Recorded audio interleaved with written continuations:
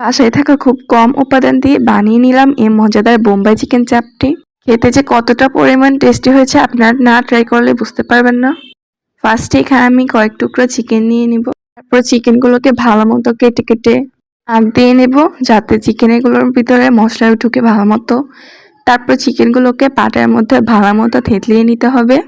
খুব ভালো মতো থেতলাতে হবে যাতে এগুলোর ভিতরে ভালো মতো মশলাটা ঢুকে। আজকে বোম্বাই চিকেনের প্রধান উপকরণটি হচ্ছে এই বোম্বাই মরিচটি। এখানে আমি দুটো বোম্বাই মরিচকে ভালো মতো বাটায় পিষে নেব মিহি করে। তারপর চিকেনগুলোকে ভালো মতো ধুয়ে নেব। এখন বোম্বাই মরিচগুলোকে চিকেনের ভিতরে ভালো মতো মেখে নেব।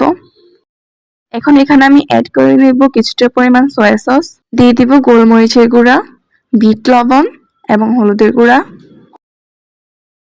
2 চামচ আদা বাটা ও 2 চামচ রসুন বাটা, দিয়ে দিব সামান্য পরিমাণ মরিচের গুঁড়া, দিয়ে দিব স্বাদ মতো লবণ। সবগুলোকে ভালো মতো মিক্স করে নেব।